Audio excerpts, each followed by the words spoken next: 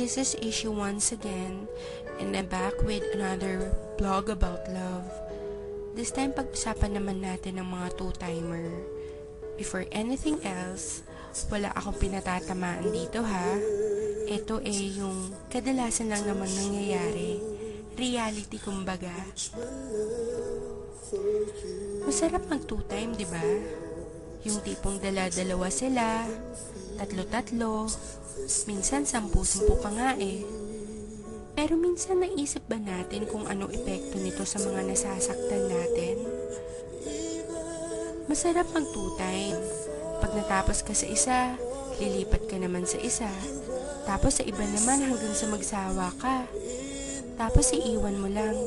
Kasi may nakita kang mas gwapo o mas maganda sa kanya. Minsan pag nag-away kayo ng number 1 mo, damay-damay pati yung second, third, and so forth. Kawawa naman sila, no?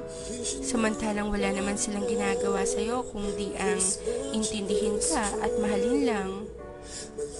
Bakit nga kaya masarap mag two-time? Kasi hindi ka marunong makontento sa kung anong meron ng girlfriend or boyfriend mo? Kasi meron mas better sa present mo? O baka naman kasi selfish ka, ayaw mong i-let go yung present mo if it's for your own sake kahit nasasaktan mo na siya. Kasi Kasi sarili mo lang iniisip mo. Paano kung gawin sa'yo yun? Sa tingin mo makakaya mo? Sa tingin mo okay lang sa'yo? Di ba masakit din? Tsaka, saka mo malalaman na mahal mo pala talaga siya pag may mahal na siyang iba.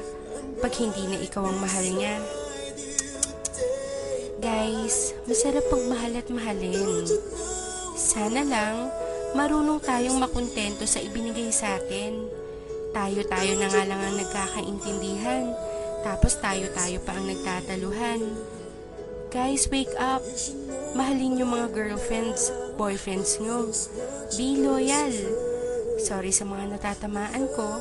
Ginigising ko lang kayo sa matagal niyong pagkakatulog. Baka kasi paggising niyo, wala na yung taong nagmamahal sa inyo ng totoo.